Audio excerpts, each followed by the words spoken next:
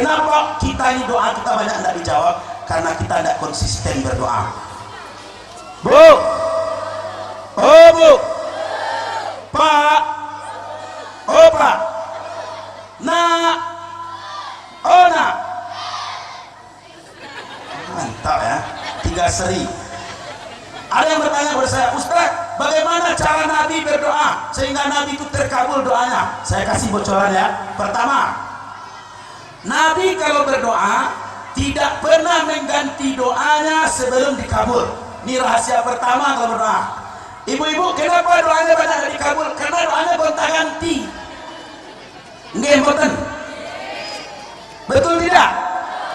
Pagi lain doa, siang lain lagi doa, pagi doanya subuh, masya Allah. Ya Allah, selamatkan suamiku berangkat kerja, izinkan dia bekerja dengan tenang, pulangkan dia ke rumah membawa rezeki yang berkah dan berlimpah.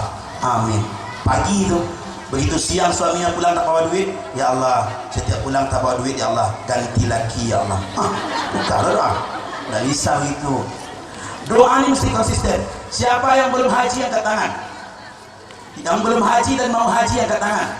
Ya Allah, yang angkat tangan mudahkan haji. Amin. Yang setengah tangannya setengah hajinya ya Allah. Yang tinggi tangan tinggi hajinya. Mau haji bu? Yakin? Turun tangannya. Mulai zuhur nanti gedor pintu langit. Jangan ganti doa sebelum dikabul. Zuhur, ya Allah tolong hajikan aku. Asar, ya Allah hajikan aku. Bagaimanapun caranya terserah engkau lah, kan engkau Tuhan. Maghrib, ya Allah samo jo siang tadi ya Allah. Haji ya Allah. Jangan ganti doa sebelum dikabul. Ini serius loh. Kenapa doa kita tidak dikabul? Gonta ganti doa itu. Nabi Muhammad minta Ka'bah menjadi kiblat 3 tahun doa. Nabi Ibrahim minta anak yang soleh 43 tahun doa. Tidak pernah diganti.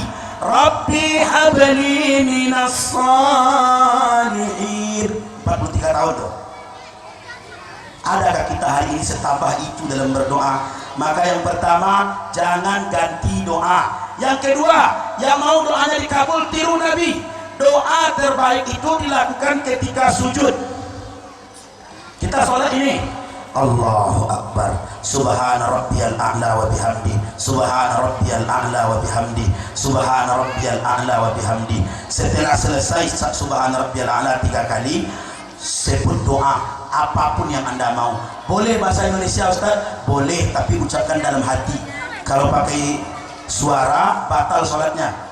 Mana dalilnya Ustaz? Ma yakunul abdu aqrabu min rabbih wa huwa sajidun fa'aksirut doa.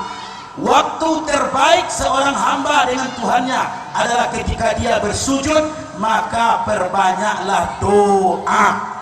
Ibu mulai nanti zuhur sujud terakhir lamakan. Subhana rabbiyal a'la wa bihamdi, Subhana rabbiyal a'la wa bihamdi, Subhana rabbiyal a'la wa bihamdi.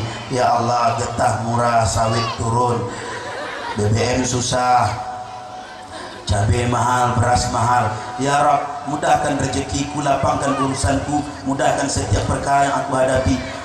Dalam sujud lama-lama berdoa. Tapi ini jangan dipakai kalau jadi imam, bapak-bapak nih. Sebab tidak semua makmum kita paham. Saya pernah sholat di Gunung Pangilun, Padang. Imamnya sujudnya lama. Dia amalkan hadis Nabi, panjangkan doamu ketika sujud. Lama dia doa. Makmumnya di belakang sampai 2 kali bangkit-bangkit. Apa lagi ya?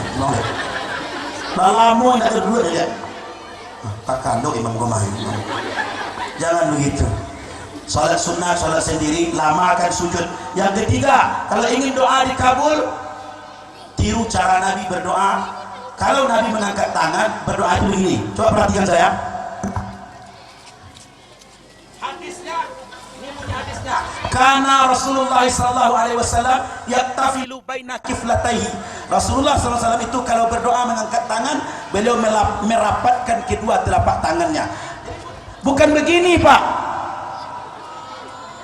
Kalaupun ada yang begini boleh, tapi yang paling afdal mirip dengan Nabi.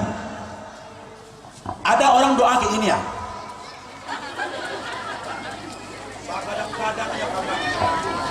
Kawan saya berbisik, "Saya tahu Ustaz, kenapa tangannya tinggi dan lebar tuh?" Enggak tahu. Fortuner mintanya tuh gitu. Jadi ibu kalau doa nanti gini.